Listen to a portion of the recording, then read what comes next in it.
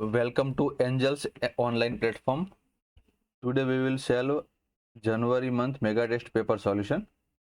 तो शुरू करते हैं मैथमेटिक्स में क्वेश्चन नंबर 51 से। यहाँ पर हमें पहला क्वेश्चन जो है बायनोमियल थ्योरम का दिया है, a प्लस बी की एक्स की पावर -2। तो शुरुआत से हम पहले क्या करते हैं कि a प्लस बी एक्स की अगर n पावर होता तो क्या होता लिख लेते। तो सबसे पहले एन सी जीरो यानी कि 1 इंटू ए की पावर n। फिर सेकंड टर्म में एन ए की power n-1 into B x. और आगे भी अगर लिखना चाहे तो हम लिख सकते हैं, बट क्योंकि हमें यहाँ फर्स्ट दो ही टर्म दिए तो हम दो ही टर्म लिखेंगे। तो देयरफॉर अब मैं लिख लेता हूँ a प्लस बी एक्स की पावर -2। तो that is 1 into a to the power -2 plus n यानी कि पावर -2 है, और a की पावर n-1 यानी -2 -1 यानी -3, और ये बी एक्स इस तरह से बन जाएगा। ओके, अभी इसका एक्सप्रेशन मुझे लिख दिया है वो भी लिख लेता हूँ मैं। तो 1/4 -3x plus dot dot dot, और मुझे यहाँ मिल रहा है ये 1/a² हो गया, ये -2/a³ और ये x हो गया। तो इस तरह आगे बढ़ते जाएंगे। नाउ वी विल कंपेयरिंग वो constant term and the coefficient of x। So here we will get the value of 1/a² equal to 1/4। that is the value of a is to, because a greater than 0 दे रखा है, a का value 2 मिल गया।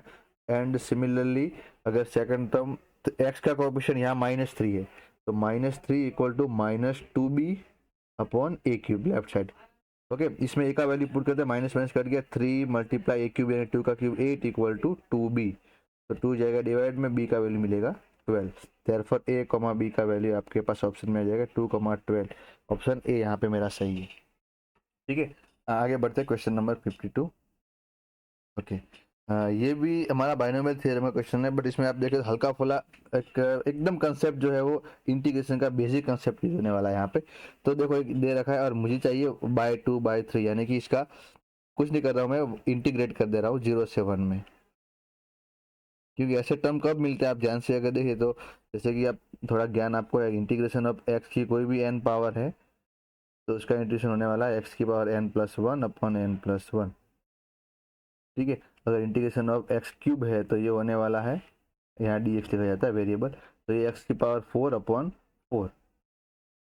ठीक है, और last में और लिख देता हूँ, अगर लिमिट दिया है 0 से 1 तो इसके ऊपर फिर यहाँ 0 से 1 लिमिट लगाई जाती है। तो पहले x की 1 रखेंगे तो ये 1/4 -0 यानी 0/4, यानी फाइनल आंसर जो है 1/4 आएगा।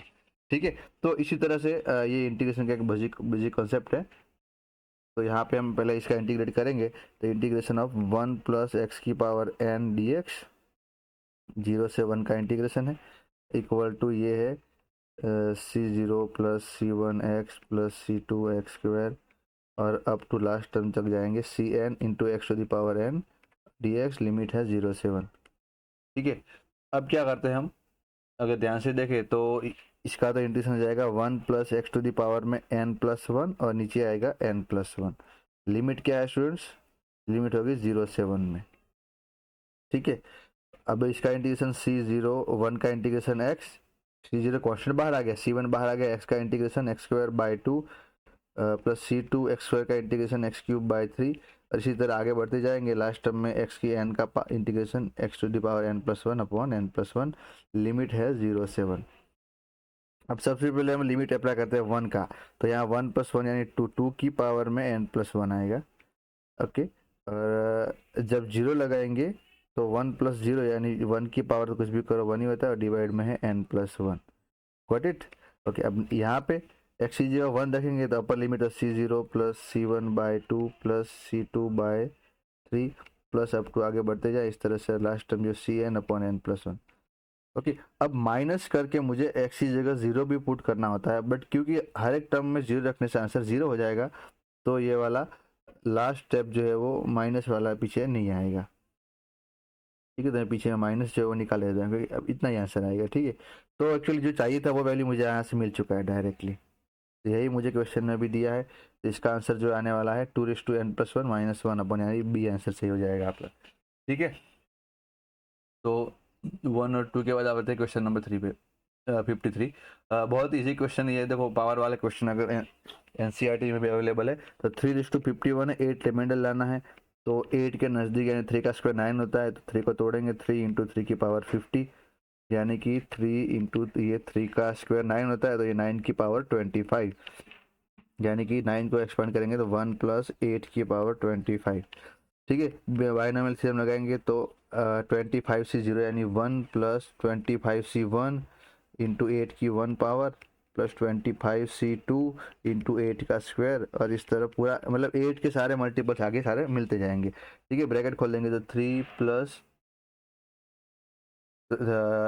बाकी जो टर्म है उनमें से हम 8 कॉमन निकाल लेते हैं। ठीक है, तो 25 into 3 plus 3 time 25C2 into 8, इस तरह सारे टर्म बढ़ते जाएंगे। क्या किया है यहाँ से, तो 3 को अंदर मल्टीप्लाई किया, और ये रिमेनिंग जो टर्म है मेरे सारे, उन सब में से मैंने 8 कॉमन निकाला। आप देख पा रहे, इन सब में से मैंने 8 कॉमन निकाल दिया और 3 अंदर सबको मल्टीप्लाई कर दिया। तब देखे ध्यान से, तो ये 3 प्लस ये तो पूरा 8 का मल्टीपल ही हो गया। ठीक है, तो 3:51 इक्वल टू ये मिला। मतलब इसको अगर इस नंबर को आप 8 से डिवाइड करने जाओगे तो आपका रिमाइंडर जो है वो 3 रहेगा। तो आंसर मेरे यहाँ पे दिल्ली यानी कि 3 हो जाएगा। ओके, आगे बढ़ते हैं 54 क्वेश्चन पे। Number is said to be nice number if it has exactly 4 factors. ठीक है, अगर किसी नंबर के 4 फैक्टर है तो उसे नाइस नंबर कहा जाता है किसी नंबर के। ठीक है, तो थोड़ा समझ लेते हैं कि ऐसे नंबर कैसे हो सकते हैं। देखो, नाइस नंबर बनाना है तो सबसे पहले आप ध्यान से देखें तो अगर n मेरा कोई p का क्यूब है, where p is a prime, इस केस में इसके 4 फैक्टर हो सकते हैं, क्योंकि 1 और नंबर खुद को भी इंक्लूड करना है। फॉर इंस्टेंट एग्जांपल आप लिख ले n इक्वल टू 8, क्योंकि वो n जो है 2 का क्यूब है, तो इसके 4 फैक्टर आप देख पाएंगे ना, 1 2 4 8। तो पहला केस तो ये हो गया कि भी अगर किसी भी नंबर के 4 फैक्टर एग्जैक्टली आपको चाहिए तो वो मस्ट भी n equal to p cube form में होना चाहिए, और p इज अ प्राइम। और दूसरा केस स्टूडेंट्स ये भी हो सकता है कि n जो है वो, जैसे कि 6 मान ले आप, चलो 1 के तो y की फैक्टर है, 2 के 2 फैक्टर है, 3 के भी 2 और 3 प्राइम नंबर थे इसलिए की फैक्टर हुआ 4, 4 के फैक्टर 1 2 और 4 नहीं चाहिए, 5 के प्राइम नंबर। अब 6 देखा जाए तो उसके भी 4 फैक्टर है, यानी 6 जो है वो 2 प्राइम नंबर का मल्टीप्लीकेशन है। तो यहाँ p एंड q अगर प्राइम है, मतलब आपका एक ऐसा नंबर जो 2 प्राइम नंबर का मल्टीप्लीकेशन हो, तो वो भी हमारा क्या कह सकते हैं कि नाइस नंबर हो सकता है, क्योंकि इसके भी एग्जैक्टली 4 फैक्टर होंगे। अगर एग्जाम्पल देखा जाए तो 2 प्राइम नंबर का मल्टीप्लीकेशन जैसे कि 14 हो गया, चलो इसके फैक्टर क्या होंगे, 1 2 7 14, क्योंकि 14 जो है 7 और 2 का मल्टीप्लाई है और 7 और 2 प्राइम है। तो मतलब अब ऐसा तीसरा कोई नंबर नहीं मिलने वाला है। मतलब 2 कैटेगरी, या तो वो पी किसी नंबर का प्राइम का क्यूब होना चाहिए, या तो वो 2 प्राइम का मल्टीप्लाई होना चाहिए, तभी वो नंबर नाइस नंबर हो सकता है। अब हमारा यहाँ क्वेश्चन में देखा जाए तो एन क्या दे रखा है हमें, 2 cube 3 square 5 cube multiply 7 multiply 11 square. Okay, अब इसके फैक्टर्स जो नाइस नंबर हो, तो सबसे पहले देखो किसी का क्यूब है तो एक एग्जाम्पल, एक नंबर बन जाएगा मेरा 2 क्यूब, दूसरा एक नंबर है 5 क्यूब। मतलब क्यूब वाले 2 नंबर पॉसिबल है जो क्यूब में हो। ठीक है, अब तीसरे केस में क्या हो जाएगा कि पी क्यूब वाले 2 ही पॉसिबल है। अब पी इंटू क्यू कोई भी 2 प्राइम का मल्टीप्लीकेशन, तो यहाँ पे समझिए 2 3 5 7 2, मतलब 5 में से कोई भी 2 प्राइम रेंडमली अगर सिलेक्ट करूंगा, जैसे कि मैं सपोज करता हूँ 3 और 5, तो 3 5 15 हो गया, और 15 के 4 फैक्टर होंगे। मतलब इन 5 प्राइम में से कोई भी 2 प्राइम सिलेक्ट करना है, वो पॉसिबल वे हो सकते हैं, यानी 5 मल्टीप्लाई 4 बाय 2, यानी ये 10 नंबर ये हो जाएंगे। तो 10 और 2 यानी 12 नंबर ऐसे जो है नाइस नंबर होंगे जो इसके फैक्टर्स भी होंगे, यानी कि 54 मेरा बॉम्बे आंसर सही हो जाएगा। ओके, नेक्स्ट आगे बढ़ते हैं। बाइनोमियल थ्योरी का बहुत अच्छा क्वेश्चन है। ए प्लस बी की एन पावर है, ठीक है, इसमें तो हमें क्या करना होता है, ए प्लस बी की एन पावर है तो हम जनरल टर्म लिख सकते हैं कि T R plus 1 equal to n C r a raise to n minus r into b raise to r. ठीक है, अब मुझे क्या चाहिए स्टूडेंट्स, ए रेस टू, अच्छा हमारे इसके लिए क्या होगा, एन का वैल्यू 9 है तो एन सी आर ए की पावर में 9 माइनस आर और बी की पावर में आर। तो अब मुझे ये टर्म चाहिए, कंपेयर करें तो आर का वैल्यू 5 रख, जिससे मिल जाएगा मुझे ये। आर का वैल्यू 5 रखेंगे तो कोएफिशिएंट जो है वो NC5 मिलेगा। रिक्वायर्ड कोएफिशिएंट NC5 यानी n फैक्टोरियल, सॉरी मैं गलती कर गया, n का वैल्यू मुझे 9 रख देना है। ठीक है, तो फिर से यहाँ पे n का वैल्यू, अरे यार एक मिनट स्टूडेंट्स, n का वैल्यू मुझे 9 रखना है, तो 9C5 यानी 9 फैक्टोरियल अपॉन 5 फैक्टोरियल इंटू 9 - 5 यानी 4 फैक्टोरियल। तो ऑप्शन देखा जाए तो ए ऑप्शन मेरा यहाँ पे सही हो जाएगा। ठीक है, तो 55 में ए आंसर आ चुका है। नेक्स्ट आगे बढ़ते हैं क्वेश्चन 56। ओके, यहाँ के टर्म आप ध्यान से देखें, 21C 10 से लेके 21C 0 तक है। ओके, तो अच्छा आप इसके बारे में ये रिजल्ट तो जानते हैं, 21C 0, 21C1, और इस तरह आगे बढ़ते जाए तो 21C, कहीं पर 9 भी आएगा, कहीं पर 10 भी आएगा, इसके बाद 11 से वापस चालू होगा, फिर 12 आएगा, और इस तरह करते करते लास्ट टर्म 21C 21 तक पहुंच जाए तो ये वाला सम 2⁻21 होता है। इतना हम जानते हैं। ठीक है, अब मुझे करना क्या है बेसिकली, तो सर अगर ध्यान से देखा जाए तो 21C 0 से लेके क्वेश्चन में 10 तक के टर्म अवेलेबल है, मतलब वो रखने हैं हमें, मतलब इतने टर्म तो 21C 0 प्लस 21C1 टू करते गए last 21C9 plus 21C10। Okay, अब 21C11 है, इसमें वो प्रॉपर्टी इस्तेमाल करेंगे कि सर NCR की जगह तो मैं NCn-R भी लिख सकता हूँ, क्योंकि मुझे 21C11 तो चाहिए ही नहीं, तो इसको मैं 21C10 लिख दूँ, क्योंकि 21 - 11 10 होता है, और 21C12 को 21C9 लिख देता हूँ। इस तरह आगे बढ़ते जाएंगे तो ये वाला हो जाएगा 21C0। ओके, ये हो गया 2⁻21। अब देखो ये एक ही सीरीज यहाँ खत्म हुई और वापस यहाँ ये उल्टे टर्म चालू हो रहा है, 21C10 21C9, मतलब लास्ट में 21C0, मतलब ये स्लॉट दोबारा 2 टाइम आ गया है, 2 टाइम 21C0 प्लस 21C1 और plus up two plus 21C9 plus 21C10। इसका आंसर मिलेगा 2⁻21। 2 डिवाइड में भेज देते हैं, मेरा जो रिक्वायर्ड टर्म है वो मुझे मिल जाएगा इसके ऊपर से। तो लास्ट टर्म लिख लेता हूँ 21C10, यही ब्रैकेट लिख रहा हूँ, बट पीछे से जो क्वेश्चन है मांगा है 21C9, और इस तरह करते जाएंगे तो 21C0, और 2 गया डिवाइड में तो 2 की 21 - 1 2⁻20। तो मेरा आंसर जो फाइनल मुझे मिलने वाला ये वाला जो 2⁻20 आया है, यानी कि ए आंसर मेरा यहाँ पे सही रहेगा। ओके स्टूडेंट्स, आगे बढ़ते हैं question number 57। Okay, binomial theorem question यहाँ खत्म हुआ, यहाँ सब लिमिट चालू होता है। तो पहला question, limit extending to π/2। Limit के लिए सबसे हमारे पास अगर है, देखो tan x into log sine x है, tan π/2 नॉट डिफाइंड होता है, और लॉग साइन π/2 log 1 वो भी 0 हो गया। तो एक काम करते हैं, हम tan x को डिवाइड में भेज देते हैं, ताकि अब क्या बन जाइए, log sine x upon tan x नीचे गया cot x। अब अगर आप ध्यान से देखें स्टूडेंट, तो एक 0/0 फॉर्म दिख रहा है, लॉग साइन π/2 1 log 1 0 और cot π/2 भी 0। तो एल हॉस्पिटल रूल क्या कहता है कि न्यूमरेटर और डिनोमिनेटर का सेपरेट डेरिवेटिव एक बार कर लेंगे, क्योंकि ये 0/0 फॉर्म था। ओके स्टूडेंट्स, नाउ लॉग का डेरिवेटिव हो गया 1/sin x। ओके, और sin x का डेरिवेटिव यहाँ हो जाएगा cos x। नीचे cot का डेरिवेटिव क्या होगा student, minus cos x square x। अब देखे ध्यान से, तो limit x tending to π/2, sine X यहाँ से कट जाएगा माइनस, क्योंकि एक साइन और एक कोसेक का मल्टीप्लाई 1 और बाकी एक कोसेक एक्स बचेगा। अगर हम लिमिट अप्लाई करें तो cos π/2 ऊपर 0, नीचे कोसेक π/2 1, यानी आंसर 0 यहाँ पे आ गया। तो ऑप्शन 57 में मेरा ए सही रहेगा।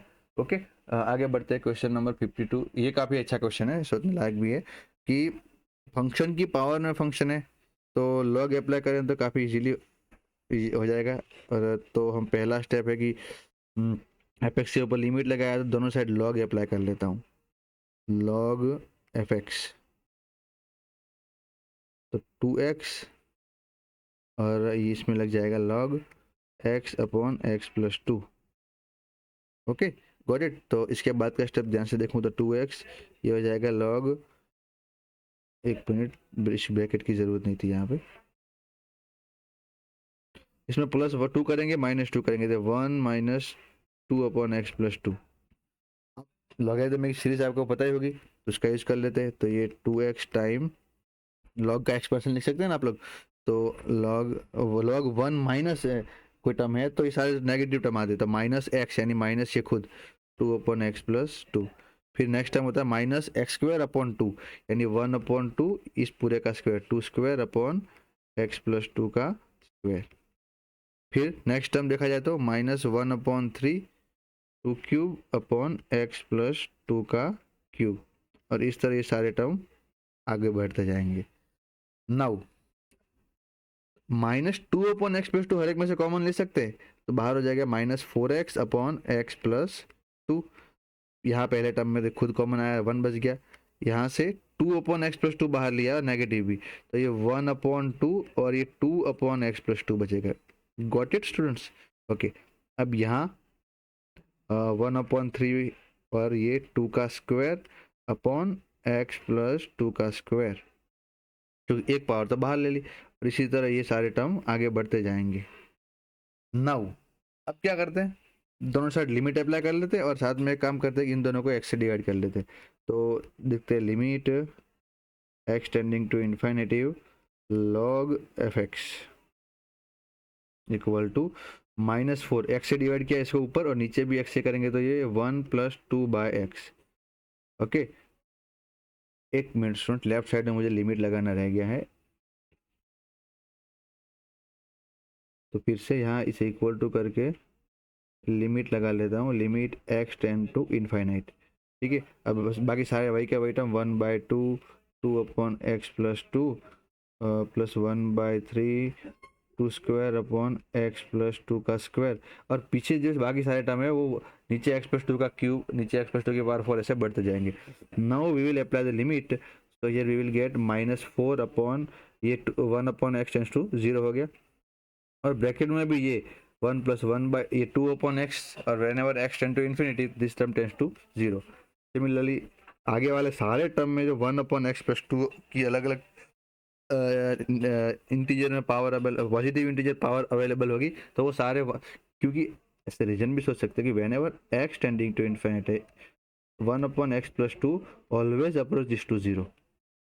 ठीक है, तो लिमिट अप्लाई कर दिया है, फाइनल आंसर मुझे मिल चुका है, limit x tend to infinity log fx is equal to -4।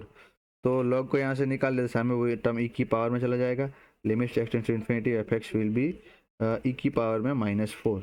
This is the my answer, that is option A. Okay, next आगे बढ़ते हैं क्वेश्चन नंबर 59 पे। ये भी सेम कंसेप्ट वाला ही क्वेश्चन है यहाँ पे, तो देखते हैं हमें क्या करना है। ओ थोड़ी स्पेस का, चलो देख लेते हैं हमें क्या करना है यहाँ पे। Limit x tends to infinity 1 + λ/x plus μ/x² की power 2x equal to e² दिया हुआ है। तो क्या दिया क्वेश्चन में, ये भी सेम कंसेप्ट का ही क्वेश्चन हो गया ऊपर की तरह की फंक्शन की पावर में फंक्शन, इसका लिमिट हमें पहले से भी दे रखा है।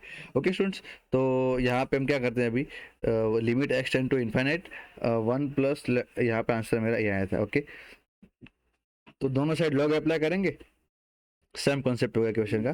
तो और स्क्वायर में लेफ्ट साइड ले लेता हूँ, ये 2 टाइम log e हो जाएगा, log विद बेस e, और इसके ऊपर अप्लाई किया तो लिमिट के अंदर log चला जाएगा, limit x tends to infinity, और log लगाने से 2x जो आगे आ गया, और यहाँ पे सेम वही log ब्रैकेट में 1 प्लस, इसको लिख लेता हूँ ब्रैकेट में λ/x प्लस μ/x², इतने टर्म हो जाएंगे।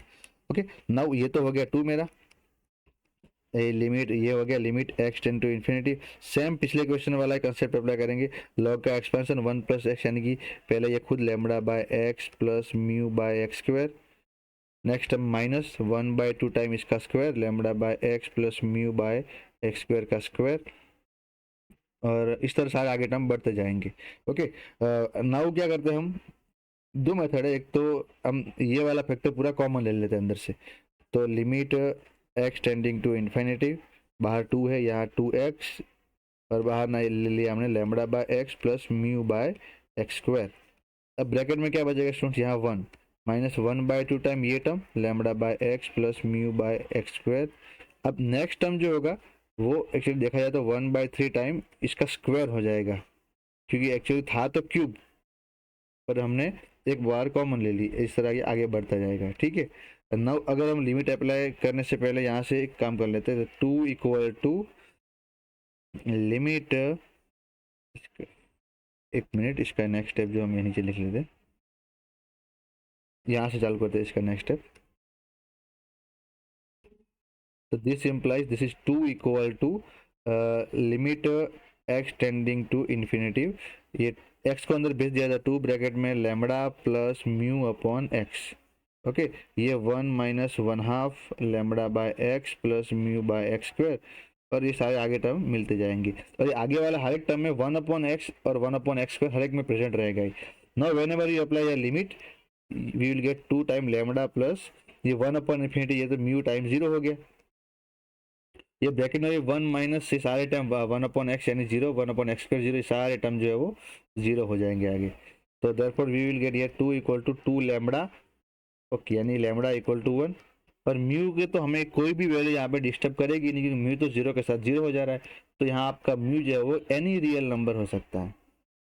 तो अगर आंसर देखा जाए तो दिल्ली आंसर सही है कि मेरा जो है लैम्बडा 1 है और म्यू जो है वो एनी रियल नंबर हो सकता है। ठीक है, अब क्योंकि यहाँ पे स्पेस की थोड़ी कमी है तो हम ये क्वेश्चन का सॉल्यूशन यहाँ निकाल दे रहे और रखते हैं 60 का पहले सॉल्यूशन कर लेते हैं यहाँ पे। ओके, तो क्या क्वेश्चन दे रखा है, ये भी लिमिट का क्वेश्चन है कि limit x tending to 0 sine pi time cos square x upon x square. Okay, हम जानते हैं sine theta upon theta limit 1 होता है, बट वेन एवर, ये प्रॉपर्टी आपको बताया कि limit theta tending to 0 sine theta upon theta limit 1 होती है, बट कब, जब ये थीटा 0 अप्रोच करना, साइन का एंगल भी 0 को अप्रोच करता है और ये डिनोमिनेटर वाला टर्म भी 0 को अप्रोच करता हो। यहाँ पे तो ऐसा है नहीं, क्योंकि यहाँ नीचे एक्स स्क्वायर तो 0 अप्रोच करेगा, but whenever you x tends to 0 करेंगे तो पाई कॉस स्क्वायर एक्स जो हो तो पाई को अप्रोच करेगा। तो वो वाला लॉजिक यहाँ पे थोड़ा सिंप्लीफिकेशन करने के बाद लगाएंगे, तो लिमिट एक्स टेंड टू 0, वो साइन स्क्वायर की जगह कॉस स्क्वायर की जगह हम लिख लिया 1 माइनस साइन स्क्वायर एक्स, तो यानी ये हो गया पाई minus pi sine square x, और नीचे हो गया मेरा एक्स स्क्वायर। ओके, इसके बाद का स्टेप क्या होगा, तो limit x tending to 0 pi minus pi sine square, ये क्या, आप साइन पाई माइनस थीटा यानी कि सेकंड क्वाड्रेंट हो गया, वहां पे साइन होगा पॉजिटिव, तो ये तो direct sine pi sine square x हो गया।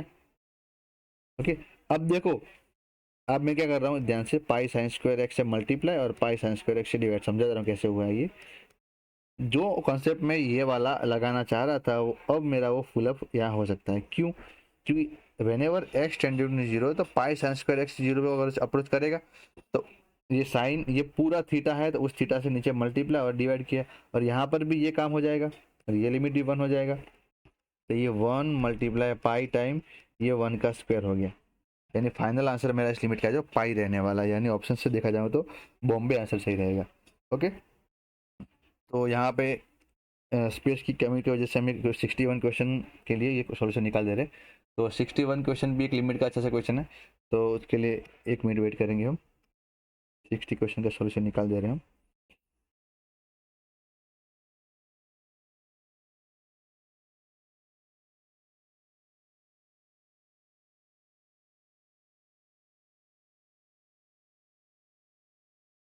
ओके, इसके भी ये सारे स्टेप यहाँ से निकाल दे रहा हूँ, जो कि आप एक बार वीडियो प्रीवियस करके भी देख सकते हैं। तो यहाँ 61 क्वेश्चन अगर ध्यान से देखें तो क्या देखा है, लिमिट के अंदर 10e⁻x-2 और नीचे है -1 अपॉन ln x-1। ओके, तो क्या करते हैं यहाँ पे हम इसका सॉल्यूशन यही लिख लेते हैं, और ये वाला क्वेश्चन जो है आप वीडियो प्रीवियस करके देख सकते हैं। ठीक है, तो अब हम करते हैं लिमिट x टेंडिंग टू 2। अच्छा, x टेंडिंग टू 2 है तो पहले काम करते हैं, x-2 को हम थीटा ले लेते हैं, ये थीटा टेंड्स टू 0 हो गया है, या y भी ले सकते, तो 10 ये e⁻θ-1 अपॉन ये क्या हो जाएगा लेन x, अच्छा रीजन भी क्या लिखता हूँ, मैंने x-2 को थीटा लिया है। नाउ वेन एवर एक्स जो 2 को अप्रोच करेगा, मेरा थीटा तो है वो 0 को अप्रोच करेगा, राइट। ओके, तो ये हो गया लेन x-1 यानी कि थीटा +1, गॉट इट। अब थोड़ा सिंप्लीफिकेशन की व्यवस्था करते हैं कि टेन थीटा अपन थीटा का लिमिट 1 होता है whenever theta approaching to 0। तो ये पूरा term e raise to 0 1 1 minus 1 0 हो जाएगा। मतलब टेन का जो एंगल है उसी से हम मल्टीप्लाई डिवाइड करने की कोशिश करते हैं। ई पावर थीटा माइनस 1 से डिवाइड, क्योंकि ये पूरा लिमिट 1 हो जाएगा whenever theta tending to 0। ये पूरा टर्म और टेन का जो आर्ग्यूमेंट है वो 0 हो रहा है, ठीक है। अब जिससे मल्टीप्लाई किया उससे डिवाइड भी करेंगे, ई पावर थीटा माइनस 1। थोड़ा ध्यान से लगाए तो ये वाला ई रेस टू एक्स माइनस 1 अपन अगर थीटा नीचे प्रेजेंट है तो इसका लिमिट भी 1 हो जाएगा। ओके, तो ये थीटा से डिवाइड किया, थीटा से मल्टीप्लाई करेंगे और रिमेनिंग टर्म मेरा जाएगा ln यानी कि log 1 प्लस थीटा। क्यों? क्योंकि ये भी लिमिट 1 हो चुका है अभी और ये वाला लिमिट भी 1 है और पहला लिमिट तो 1 था, दिख ही रहा था। तो ये लिमिट अप्लाई करने से 0 1 मल्टीप्लाई में आ जाएंगे और फाइनल आंसर मेरा यहाँ पे 1 हो जाएगा। यानी ऑप्शन से देखा जाए तो 1 यानी कि सी आंसर मेरा 61 पे सही रहेगा। ओके, तो 60 में पाई आंसर था, 61 में सी यानी 1 आंसर। ओके, नेक्स्ट आगे बढ़ते हैं क्वेश्चन नंबर 62 पे। यहाँ पे हमें क्या दे रखा है, एक ए जो है वो मिनिमम वैल्यू है क्वाड्रेटिक का। अब क्वाड्रेटिक का मिनिमम वैल्यू है तो आपको क्वाड्रेटिक का रेंज का आइडिया निकालना पड़ेगा। ठीक है, शुरू करते हैं कैसे करना है। 62 A is the minimum value of this quadratic. तो सबसे पहले इस क्वाड्रेटिक को मैं सॉल्व करता हूँ। तो ये x square plus 2x plus 3 देखा जाए तो x प्लस 1 का होल स्क्वायर प्लस 2 हो जाएगा और this is always greater equal to 2। इसका वैल्यू 2 से इन्फाइनाइट में कुछ भी हो सकता है। तो मिनिमम वैल्यू क्या हो गया 2। तो यहाँ से आप देख ले ए का वैल्यू आपको मिल रहा है 2। नेक्स्ट बी के लिए क्या सोचेंगे, तो बी जो है वो limit beta tending to 0 1 minus को, अच्छा इसमें भी अप्लाई करें beta tending to 0 1 minus cos beta यानी कि 2 साइन स्क्वायर बीटा बाय 2। अच्छा इसका थीटा साइन का स्क्वायर मतलब बीटा स्क्वायर बाय 4 चाहिए, तो यहाँ बीटा स्क्वायर बाय 4 और यहाँ 4 से मल्टीप्लाई, क्योंकि ये पूरा लिमिट ये अंदर वाला 1 हो गया तो 2/4 टाइम 1 का स्क्वायर यानी कि ये 1/2 हो गया। आपका ए का वैल्यू 2 हो गया और बी का वैल्यू हो गया 1/2। अब मुझे एक सिग्मा एक सीरीज का सम दिया हुआ है तो पहले उसका थोड़ा मैं सीरीज जो दिया उसको सिंप्लीफाई करता हूँ, बाद में उसका वैल्यू पुट कर देता हूँ। Sigma r runs from 0 to n a raise to r b raise to n minus r, sorry n। Okay, values put कर ए आर इक्वल टू 0 लगाएंगे तो ये हो जाएगा ए की 0 यानी 1, अब बी की n, फिर a इंटू बी की n माइनस 1 प्लस ए स्क्वायर बी की n माइनस 2। इस तरह आगे बढ़ते जाएं तो लास्ट में n लगाएंगे तो ये मिलेगा a की पावर n। तो ये क्या है, फाइनाइट जीपी है जिसके अंदर कितने टर्म है, यहाँ एक्चुअली a की 0 है तो a की 0 से लेके b की n पावर तक यानी कि टोटल n प्लस 1 टर्म है। तो जीपी के n प्लस 1 टर्म का सम आपको फॉर्मूला ज्ञात होना चाहिए, that is the first term a into r raise to n minus 1 upon r minus 1। तो फर्स्ट टर्म है मेरा a raise to 0 into b raise to n। Okay, r यानी common ratio यहाँ पे मेरा होने वाला है a अपॉन b।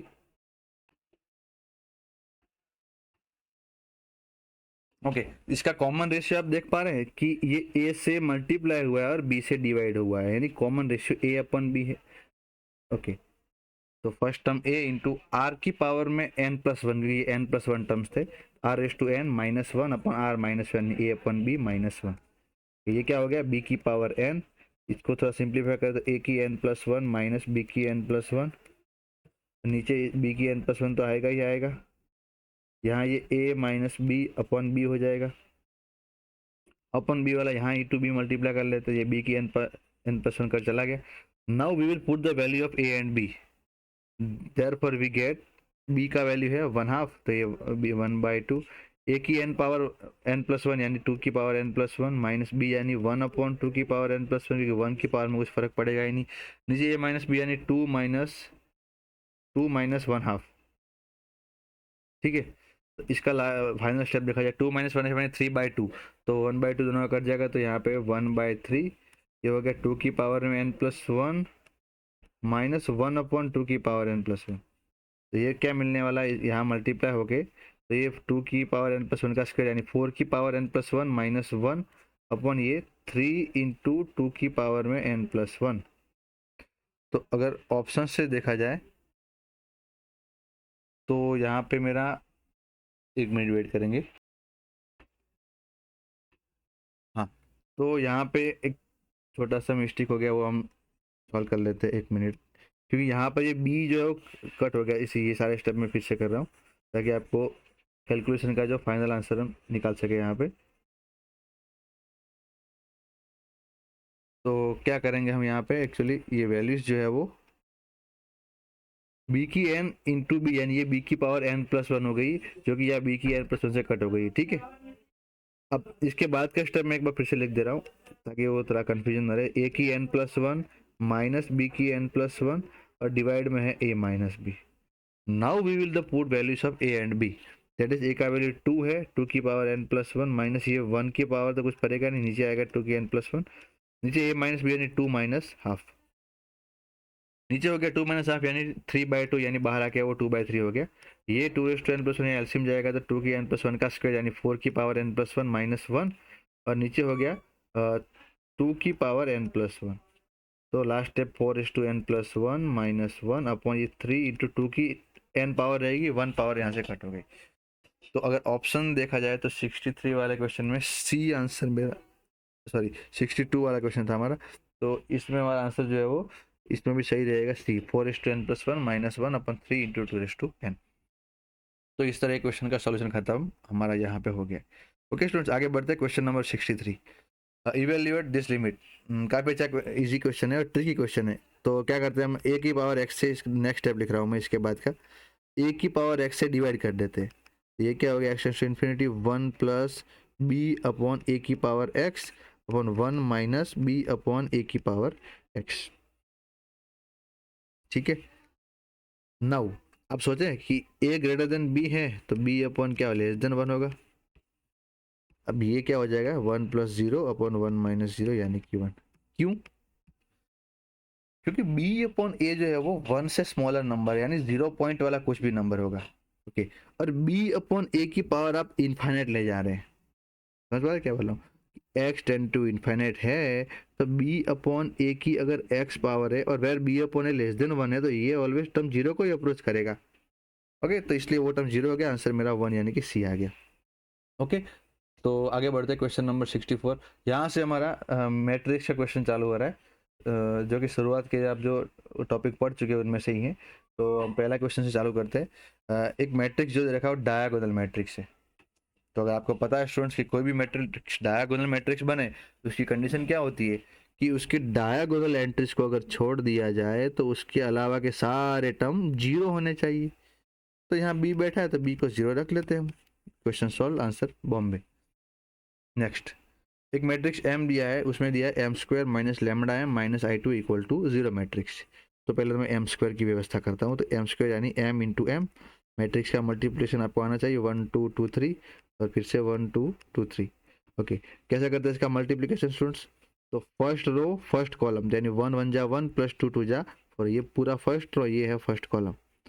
फिर फर्स्ट रो सेकंड कॉलम यानी 2 1 जा 2 और प्लस 3 2 जा 6, ये 2 1 जा 2 प्लस 3 2 जा 6, ये 2 2 जा 4 प्लस 3 3 जा 9, यानी एम स्क्वायर मुझे मिल गया है 5 8 8 और 13।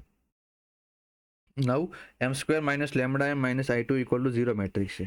थोड़ा सा सिंप्लीफाई करता हूँ, M square minus lambda time M minus I two matrix equal to zero matrix, ठीक है। नाउ एम स्क्वायर यानी 5 8 8 13 minus lambda M minus lambda बाहर रखता हूँ ऐसे, तो एम को यहाँ लिख लेता हूँ।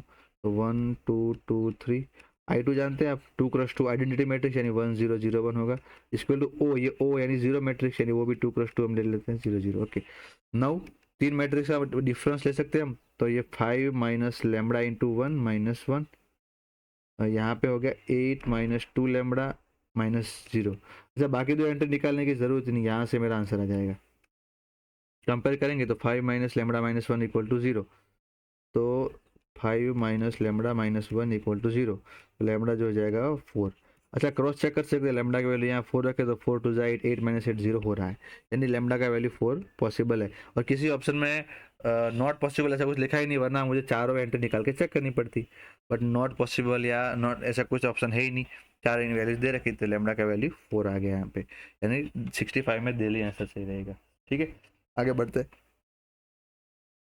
66 question, 2a plus this matrix equal to this matrix, okay. तो क्या करते, इस मैट्रिक्स को सामने भेज देते तो वो माइनस हो जाएगा, -3 7 4 3, इसमें से मैट्रिक्स माइनस कर रहे हैं 2 -1 2 0। ओके, दिस भी माइनस करेंगे तो -3 -2 -5 7 + 1 8 4 -2 2 और 3 -0 3।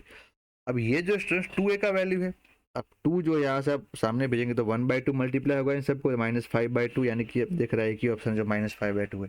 तो ये आप कोई स्टेप करने बिना भी यहाँ से आप अंदाजा लगा सकते हैं कि बॉम्बे आंसर सही है। ओके, नेक्स्ट 67 क्वेश्चन में मैट्रिक्स के दो इक्वेशन दिए, इसको इक्वेशन 1 दे दिया, इसको इक्वेशन 2 दे दिया। दोनों को ऐड करते हैं अगर तो left side 2a + a 3a और b - b, यानी वो जीरो मैट्रिक्स बन गया। तो 3a मिला, यहाँ पे दोनों का एडिशन 6 4 + 2 6 6 + 6 12 -11 + 2 यानी -9। थ्री को भेजेंगे आप डिवाइड में तो पीछे 1/3 मल्टीप्लाई होगा, यानी 2 2 4 और -3। तो अगर ऑप्शन से देखा जाए तो मेरा ए ऑप्शन यहाँ सही है। ठीक है, तो मैट्रिक्स के काफ़ी आसान सवाल है। नेक्स्ट 68 क्वेश्चन, ये भी एक matrix into x matrix equal to ये मैट्रिक्स। ये क्वेश्चन एक्चुअली दो मेथड सॉल्व हो सकता है। तो पहला तो अगर आप देखें क्या, एक मिनट स्टूडेंट्स, 75 तक हमारा एक पेपर है। हाँ, तो एक मैट्रिक्स कैपिटल एक्स है, तो ऑप्शन से भी यहाँ एक्स की जगह पुट करके चेक कर सकते हैं। और दूसरा नहीं करना है तो अब क्योंकि ये भी 2x2 मैट्रिक्स है, ये 2x2 मैट्रिक्स है, तो एक्स भी 2x2 मैट्रिक्स होगा। तो एक एक्स मैट्रिक्स अज्यूम कर लेते हैं कि वो ABCD है। अब ये क्या हो गया 3 1 4 1 और एक्स की जगह हो गया ABCD। अच्छा, इसके इक्वल टू मुझे ये तो दे ही रखा है, ठीक है, तो पहले मैं इनका मल्टीप्लाई करूँ तो 3A + C, यहाँ 3B + D, 4A + C 4B + D। अब ये वाला मैट्रिक्स, इनका मल्टीप्लिकेशन जो इस मैट्रिक्स के बराबर है। तो अगर ध्यान से देखा तो ये वाला मैट्रिक्स 5 -1 2 3, ये वाला अच्छा लिख लेता हूँ यहाँ पे, ये 5 -1 2 3 के बराबर है। ये इनका मल्टीप्लिकेशन ये आया है। नाउ कंपेयरिंग ऑल द दो मैट्रिक्स इक्वल है तो करस्पॉन्डिंग एंट्री इक्वल होगी। तो 3A + C = 5, 4A + C = 2। बाकी दो इक्वेशन 3B + D = -1 और 4B + D = 3। दोनों इक्वेशन यहाँ ये सब्ट्रैक्ट करेंगे तो 3A 4A - 3A करते हैं तो ये हो जाएगा 3। ए का वैल्यू 3 मिला है, किसी भी एक के अंदर ए का वैल्यू पुट कर दो ऊपर तो 3 3 9 5 - 9 यानी कि C = -4। फिर से ए का वैल्यू 3 3 9 और 5 3A + C का वैल्यू 5 मिला है, 4A + C का वैल्यू, ओके, मिस्टेक थोड़ी सी ये हुई कि एक ए का वैल्यू जो है -3 आने वाला है यहाँ पे। कैसे 3A 4A - 3 यानी ए, तो ये -3 होगा। देख पा रहे क्यों आप, ये नेगेटिव होगा ना भाई, इसलिए 5 - 2 का 3 माइनस सामने दे दिया, ठीक है। अब इसी की वजह से ये सी का वैल्यू भी चेंज होगा। तो अब देखिए सी का वैल्यू क्या मिलेगा यहाँ से, -3 3 9, सामने गया 9 + 5, इन दोनों में से किसी भी एक में आप पुट करके सी का वैल्यू 14 निकाल सकते हैं। सिमिलरली आप इन दोनों इक्वेशन को सॉल्व करेंगे तो आपको जो है वो -3 और 14 वाला कोई ऑप्शन दिख रहा है, यहीं से आंसर आ गया। देखो, इसको क्रॉस करने वाला कोई ऑप्शन है ही नहीं, क्योंकि ए और सी का वैल्यू -3 और 14 ऐसा एक ही ऑप्शन अवेलेबल है 68 में। तो इनकी वैल्यू मुझे निकालने की जरूरत भी नहीं है, आप चाहे तो निकाल के हम देख सकते हैं बी और डी का वैल्यू क्या है। काफी इजी क्वेश्चन था। नेक्स्ट अब यहाँ से हमारा रिलेशन फंक्शन में फंक्शन का क्वेश्चन है पहला ही। दो सेट दिए P and Q, number of onto function निकालने, ठीक है। तो इसके लिए अगर आपको याद है तो ये क्वेश्चन प्रॉब्लम जो उस चीज के इक्विवेलेंट है, ऑन टू फंक्शन चाहिए P से Q का। Q में एलिमेंट 3 ही है, A B और C, ये Q सेट है। यहाँ है 1 2 3 4 5, ऑन टू यानी कि ABC में हर एक की प्री इमेज होनी चाहिए। तो भाई 1A का भी 1 की इमेज A हो सकती है, 2 की इमेज हो सकती है, मतलब ऐसा है ये चीज उससे इक्विवेलेंट हो सकती है कि भी 5 खिलौने हैं और 3 बच्चों के अंदर बांटने हैं, तो कितनी तरह से बांट सकते हैं, वही यहाँ पे हमारा number of one two function देगा। तो ये पैटर्न बहुत ही मतलब PNC का थोड़ा लॉजिक यहाँ पे है। तो अगर ध्यान से देखें तो यहाँ 3, इसको लिख लेता हूँ कि 3 चाइल्ड है और उनके बीच में 5 टॉयस मुझे डिस्ट्रीब्यूट करने हैं। तो कितनी तरीके से आप कर सकते हैं वो ही मेरा यहाँ पे आंसर रहेगा, ठीक है, गॉट इट। तो यहाँ पे देखो पहला एक कैसे बनेगी भी 5, एक बच्चे को 3 टॉयज मिल रहे हैं, बाकी दोनों को एक एक मिल रहे हैं। दूसरा केस क्या बनेगा कि एक बच्चे को 2 मिले तो दूसरे एक बच्चे को 2 मिलेगा, तीसरे बच्चे को 1 मिलेगा। मतलब 2 केसेस पॉसिबल हो सकते हैं कि 3 बच्चों में अगर 5 टॉयज देने हैं तो 2 केस पॉसिबल है। एक बच्चे को 3 टॉयज मिले, बाकी दोनों को एक एक मिल जाए, या तो 2 बच्चों को 2 टॉय मिले और बाकी जो एक बच्चा है उसको 1 टॉय मिल जाए। ठीक है, तो अब देखिए ध्यान से कि वो ये हो गया ना, 3 बच्चे हैं ABC और टॉयज है 1 2 3 4 5। तो अब 3 एलिमेंट चूज करने हैं। ए की सपोज ये पहला बच्चा है, ए है, उसको यहाँ पे 5 में से कोई भी 3 नंबर चूज करने, तो वो 5 3 तरीके से चूज करता है। अब बी के लिए 3 तो ये ले चुका है, तब 2 एंट्री बचेगी, वो 2 में से कोई भी एक कर सकता है, और बाकी सी को तो 1C1 ही करना पड़ेगा। ठीक है, अब ये चीज 3 तरह से पॉसिबल है, क्योंकि जरूरी थोड़ी कि ए को ही 3 में जो, तो इस तरह 3 यहाँ बीच में हो सकता है या 3 लास्ट में भी हो सकता है। तो ये इसके 3 केस हो गए। ये 3 × 5C2 यानी ये 10 × 2C1 2 यानी कि 1, ये मिल रहा है मुझे 60। यहाँ से फंक्शन मिल रहा है 1 2। ओके, यहाँ से कितने फंक्शन मिल सकते हैं, तो ये भी देख ले आगे ध्यान से। तो पहले सबसे पहले 5 में से 2 का कलेक्शन सिलेक्शन, फिर अब 3 एंट्री बची है, उन 3 में से भी फिर से 2 का कलेक्शन, और अब एक एंट्री लेनी हो 1C1। अब ये कितने तरीके से पॉसिबल है भाई?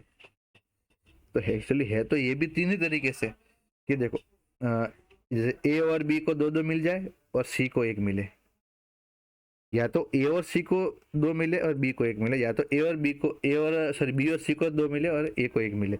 यानी कि ये भी 3 तरीके से हो सकता है। और दूसरी भाषा में इसको आप 3C2 लिखे तो भी बेटर रहेगा, क्योंकि 3 में से 2 2 देने वाले को पसंद 2 2 खिलौने देने के लिए 2 बच्चे सिलेक्ट करने हैं ना, जिसको 2 2 खिलौने में देने हैं, तो वो 3C2 वे से पॉसिबल है।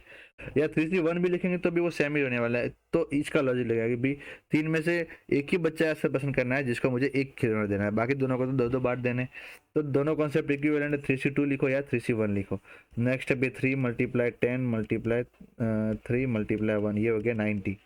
ऐसे 90 फंक्शन होंगे, ऐसे 16 टोटल फंक्शन मेरे हो जाएंगे 150 ऐसे फंक्शन होंगे, जो इस सेट पी से सेट क्यू तक के ऑन टू फंक्शन रहेंगे। ठीक है, आगे बढ़ते क्वेश्चन नंबर 70।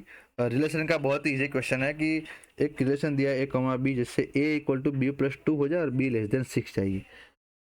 क्योंकि n के ऊपर है तो लिस्ट आउट कर लेते हैं भाई कि अब ये क्या हो जाएगा, ए की जगह आप लिखो ना b+2 और कॉमा बी ऐसे ही होंगे ना, और b < 6 है, तो मैं एंट्री बना लेता हूँ b की क्या क्या वैल्यू हो सकती है। बी की वैल्यू 6 से छोटी है तो बी की वैल्यू 1 हो सकती है, 2 हो सकती है, 3 हो सकती है, 4 हो सकती है, तो 5 हो सकती है। इसके अलावा कुछ हो सकता नहीं है रिलेशन के अंदर। ओके, अब ए जो है वो b+2 है, तो 1 + 2 3 हो गया, 2 + 3 5 हो गया, 3 + 2 ओके, एक मिनट यहाँ मिस्टेक कर दिए, 5 नहीं आएगा। 2 + 2 4 हो गया, 3 + 2 5 हो गया, 4 + 2 6 हो गया, और 5 + 2 7 हो गया। तो ये सारी एंट्री आर में अवेलेबल है। तो ऑप्शन से देखा जाए तो 7, 5 यहाँ, ये इनमें से ये सी ऑप्शन अवेलेबल है, बाकी एक भी ऑप्शन में अवेलेबल नहीं है। ये है बट उल्टा है, ये भी उल्टा है, तो नहीं चलेगा। तो सी आंसर आ गया 17। आगे बढ़े क्वेश्चन नंबर 71। ये भी काफी अच्छा क्वेश्चन है। फंक्शन को इनवर्स फाइंड करना है। ठीक है, ओके, तो अब देखो यहाँ पे एक चीज ये भी है स्टूडेंट्स कि अगर डी ऑप्शन में F inverse does not exist नहीं बोला होता, तो हम डायरेक्ट x = f(y) करके सब्जेक्ट बना सकते थे। कैसे, तो मैं आपको दिखा रहा हूँ। तो y = fx लिख ले, यानी कि x² + 4x + 5, यानी ये हो गया x +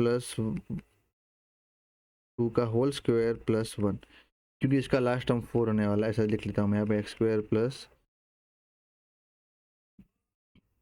एक मिनट यहाँ पे नीचे लिख रहे हैं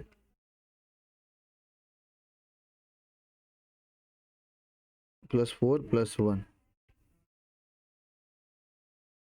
x² + 4x + 4 + 1। अब ये हो गया x + 2 का होल स्क्वायर, और +1 को सामने भेजेंगे तो वो y - 1 हो गया। तो नेक्स्ट स्टेप देखेंगे आप, तो दोनों से स्क्वायर रूट लेंगे तो ये y - 1 = x + 2, यानी देखा जाए तो x = √y - 1 - 2। तो f इनवर्स y तो मुझे दिख ही रहा है भाई कि √y - 1 - 2 हो जाएगा। ए ऑप्शन है। बट एक ऑप्शन यहाँ डी भी है कि F inverse does not exist, मतलब कि अगर ये फंक्शन 1 1 ही नहीं है तो आपको एफ इनवर्स फाइंड करने के चांसेस है ही नहीं। तो पहले मैं इस फंक्शन का इनवर्स चेक करके आता हूँ कि एक्चुअली इनवर्स पॉसिबल है कि नहीं, जैसे कि कोडोमेन रेंज इक्वल है कि नहीं और 1 1 के लिए। तो चेकिंग फॉर 1 1 एंड 1 1 नेस, ठीक है। तो 1 1 के लिए हम क्या करेंगे, तो फॉर ऑल डोमेन के दो नंबर ले लेंगे x1 x2, 0 to ∞ डोमेन है मेरा। और मान लेते हैं कि भी f of x1 equal to f of x2 है। इजी मेथड है बहुत, तो x1 square plus 4x1 plus 5 equal to x2 square plus 4x2 plus 5। दोनों को इस साइड लेके आते हैं तो ये x1 square minus x2 square plus ये 4x1 minus 4x2 equal to 0। इसके दो फैक्टर बनेंगे x1 माइनस x2, दूसरा बनेगा x1 प्लस x2। इन दोनों से +4 कॉमन निकालेंगे, x1 minus x2 equal to 0। अब यहाँ से x1 माइनस x2 कॉमन ले लिया जाए तो ये x1 plus x2 plus 4 equal to 0। अब यहाँ सोचने वाली बात है कि दो फैक्टर का प्रोडक्ट 0 है। तो अगर ये अकेला होता तो डायरेक्ट ये 0 होके x1 equal to x2 prove हो गया। एक टर्म और भी है x1 प्लस x2 प्लस 4। अब ये टर्म नॉन जीरो ही होगा। क्यों होगा ये नॉन जीरो, सोचे। तो आपके भी डोमेन जो है वो क्लोज 0 to ∞, यानी कि पॉजिटिव और 0 नंबर का कलेक्शन है। तो ऐसा कोई x1 x2 पॉजिटिव पॉसिबल है भी नहीं जिसमें आप 4 ऐड करें तो वो 0 बने। इसके लिए कंपलसरी x1 x2 में से एक को नेगेटिव रखना पड़ेगा। As x1 x2 greater equal to 0 है तो ऐसा कोई इसको 0 नहीं बना सकता वैल्यू, इसलिए वो वाला टर्म नॉन जीरो हो गया, इसलिए वो 0 के साथ चला गया तो 0 हो गया ये, और x1 इक्वल टू x2 मिल गया। यानी कि यस फंक्शन इज 1 1 फंक्शन तो है। और ऑन टू के लिए क्या करते हैं, ऑन टू के लिए हम निकालते हैं रेंज, ठीक है। तो रेंज कैसे निकलेगी स्टूडेंट्स यहाँ पे, तो सब्जेक्ट तो बनाया हुआ है यहाँ पे कि y इक्वल टू, अब देखो यहाँ से मैं लेके रहा हूँ डायरेक्ट x प्लस 2 का square plus 1। Now x belongs to 0 to ∞, यानी x ग्रेटर इक्वल टू 0 है, डोमेन में दिख रहा है ना। तो x प्लस 2 जो है वो ग्रेटर इक्वल टू 2 हो गया। स्क्वायर किया तो x प्लस 2 का स्क्वायर जो है वो ग्रेटर इक्वल टू 4 हो चुका है। दोनों साइड 1 ऐड करेंगे तो ये तो y बन गया ग्रेटर इक्वल टू 5, यानी कि y का वैल्यू 5 या 5 से बड़ा है तो रेंज f क्या हो गया, close interval 5 to ∞। Oh sir ये तो मेरा कोडोमेन भी है, यानी कि ये कोडोमेन के बराबर हो गया, यानी फंक्शन मेरा 1 1 एंड ऑन टू हो चुका है। Yes function is also onto. अब फंक्शन ऑन 1 ऑन 2 है तो उसका तो इन्वर्स मिलेगा, therefore f is invertible and f inverse y जो यहाँ पे आपने बनाया था सब्जेक्ट वही आंसर हो जाएगा, यानी ए आंसर मेरा यहाँ पे हो जाएगा। चेक ये इसलिए करना पड़ा क्योंकि डी ऑप्शन था कि डज नॉट एग्जिस्ट, क्या पता फंक्शन 1 1 या ऑन टू न बने, तो इस केस में डज नॉट एग्जिस्टेंस था, बट 1 1 ऑन टू दोनों है इसलिए ये एफ इनवर्स हमने इस तरह से निकाल दिया। अगर एग्जाम के लिए शॉर्ट ट्रिक क्या है, अगर फंक्शन ऑप्शन के अंदर डज नॉट एक्सिस्ट वाला ऑप्शन नहीं है तो आप डायरेक्ट इतना शॉर्ट मेथड करके भी आंसर दे सकते हैं। ओके नेक्स्ट आगे बढ़ते हैं क्वेश्चन नंबर 72 पे। एक फंक्शन डिफाइन किया हुआ है n to n है। अब n to n फंक्शन को तो हम कैसे सॉल्व करेंगे, इसकी हम रेंज निकालते हैं तीनों केसेस से क्या होती है। तो अगर पहले केस से देखा जाए फर्स्ट, ठीक है ये पेन सही नहीं रहेगा हमारा, तो वापस यही पेन उठाते। तो फर्स्ट में से हमें 2n वाला है, तो वहां से रेंज क्या मिल रही है आप देखें तो 2 रखेंगे तो पहला 4 मिलेगा, सॉरी 4, फिर 4 रखेंगे 8, 6 2 जा 12 और 8 2 जा 16, ऐसे नंबर मिलेंगे फर्स्ट से। सेकंड से और थर्ड से भी चेक कर लेता हूँ, देखिए 1 1 2 का हमने यहीं से बेसिक आइडिया आ ही जाएगा। सेकंड में से अगर 3 रखेंगे 3 माइनस 1 यानी 2, 7 माइनस 1 6, 11 माइनस 1 10, 15 माइनस 1 14, इस तरह मिलता है। थर्ड में से 1 रखेंगे तो एक ने 1 + 1 2 / 2 1, 5 रखेंगे तो 3, 9 रखा 5, 13 1 7, ओके 1 5 9 13 के बाद लिखना है तो 17 होगा, तो 17 + 1 18/2 9। अच्छा एक चीज तो यहाँ से आप देख पाए स्टूडेंट, ये फंक्शन 1 1 तो ऑलवेज है, क्योंकि अब तक कोई भी इमेज रिपीट नहीं हो रही है। ऑन टू के लिए देखें तो रेंज पूरा कोडोमेन बन रहा है, एन बनना चाहिए कोडोमेन। तो कोडोमेन भाई 1 2 3 4 5 6 7 8 9 10, मतलब सारे नंबर्स आपको अवेलेबल मिल रहे हैं, यानी रेंज जो कोडोमेन के बराबर है। फंक्शन मेरा जो डेली ऑप्शन यानी 1 1 एंड ऑन टू दोनों हो जाएगा। ओके, आगे बढ़ते question number 73। F x equal to x to the power 4। क्या करना है इस क्वेश्चन के अंदर? एक्चुअली हाँ, एक देख लेते हैं कि ये जो सॉल्यूशन पूरा है वो 71 क्वेश्चन का है यहाँ तक। ओके, आगे बढ़ते 73 क्वेश्चन। काफ़ी इजी क्वेश्चन है, 1 1 टू चेक करना है और एक्स टू द पावर 4। इसे देख सकते हैं एफ ऑफ -2 यानी कि -2 का 4 पावर 16 होने वाला है, और वही एफ ऑफ 2 भी है। तो नॉट 1 1 नहीं है तो क्या हो जाएगा, यहाँ मैनी वन ऑप्शन है तो मैनी वन फंक्शन है। अब ऑन टू के लिए देखा जाए तो x to the power 4 always greater equal to 0 होगा। तो रेंज ऑफ फंक्शन जो है वो क्लोज इंटरवल 0 टू इन्फिनिट हो जाएगा। अब क्योंकि यहाँ पे इसका कोड डोमेन आर है, this is not equal to R, therefore function is onto नहीं है, मतलब इनटू फंक्शन है। तो answer will be many one and into. Okay, next 74th question. ये भी काफी अच्छा क्वेश्चन है, जेई का पीवाई क्यू। ये फंक्शन दे रखा है f x equal to 3 time, करते कैसे करना है, थोड़ा फंक्शन का सिंप्लीफाई। ये 3 जो है पीछे वाले को मल्टीप्लाई कर देते, ये 3 minus x to the power 10, इसको 3 से मल्टीप्लाई किया 3 plus x to the power 10, ये हो गया 1/20 पावर। अब अंदर ये दोनों multiply, a minus b a plus b, a square minus b square, 3 का square 9 minus x to the power 20, उसकी पावर 1/20। अब एच एक्स क्या है स्टूडेंट्स, तो F composite F of x यानी एफ ऑफ एफ एक्स, यानी कि F of 9 minus x की पावर 20 की 1/20। इसके ऊपर फिर से एक्स लगाएंगे तो ये क्या हो जाएगा, 9 माइनस एक्स की जगह वापस 9 माइनस एक्स की 20 की पावर 1/20 है, और उसकी पावर आ जाएगी 20, उसके ऊपर है 1/20। Okay, got it. तो यहाँ से देखिए जो 1/20 कट चुका है, तो यानी एच ऑफ एक्स फंक्शन मेरा क्या बनने वाला है, यहाँ से ये से लाइन निकाल लेता हूँ। एच ऑफ एक्स मिलने वाला है मुझे 9, और यहाँ ये पावर कट चुकी है तो ब्रैकेट खोल सकते हो, तो -9 plus x to the power 20, ऊपर है 1/20। 9 माइनस 10 कट चुका है, एक्स की 20 की पावर 1/20, यानी एच एक्स मुझे यहाँ मिल चुका है एक्स। अब स्टूडेंट्स एच एक्स तो एक आइडेंटिटी फंक्शन बन चुका है, तो H5 प्लस H3 निकालने में क्या बड़ी बात है, 5 प्लस 3 यानी कि आंसर विल बी 8, यानी कि बॉम्बे आंसर मेरा सही रहेगा। नेक्स्ट 75 लास्ट क्वेश्चन देखते हैं। X is a non empty set. एक रिलेशन दे रखा है कि ए और बी तभी रिलेशन में आएंगे जब ए सबसेट बी होगा। तो चेक करते हैं रिफ्लेक्सिव के लिए, तो कोई भी सेट ए के लिए आप ए सबसेट इधर लिख सकते हैं, देयरफॉर रिफ्लेक्सिव तो है। सेकंड, सिमेट्रिक, सिमेट्रिक नहीं होगा भाई। अगर आप ए बी आर में लेते हैं तो आपको ए सबसेट भी लिखना है, और ए सबसेट बी है स्टूडेंट, तो हर बार जरूरी नहीं कि बी सबसेट ए हो ही, यानी कि बी कॉमा ए मुझे आर में मिले वो जरूरी नहीं है, मतलब ये फंक्शन मेरा जो रिलेशन सिमेट्रिक नहीं होगा। अच्छा, ट्रांजिटिविटी चेक करें, let a b belongs to R and b c belongs to R. Okay, अब ए बी आर में मतलब ए सबसेट बी है एंड बी सबसेट सी है, यानी कि मैं बोल सकता हूँ ए सबसेट सी भी हो गया, यानी कि रिलेशन ए कॉमा सी आर में आ गए। और ऑब्वियस है ना, ए पूरा बी के अंदर है, बी पूरा सी के अंदर है, तो ए सी के अंदर आए जाएगा ही। ए सबसेट सी भी हो गया, यानी ए सी बिलोंग्स टू आर हो गया, यानी कि मेरा रिलेशन जो है वो ट्रांजिटिव भी है, मतलब रिफ्लेक्सिव है, ट्रांजिटिव और सिमेट्रिक नहीं है। तो सी ऑप्शन देख रहे हैं आप, reflexive and transitive but not symmetric. तो स्टूडेंट्स यहाँ पे हमारा ये मेगा टेस्ट का सॉल्यूशन खत्म होता है। मिलते हैं, बाय बाय।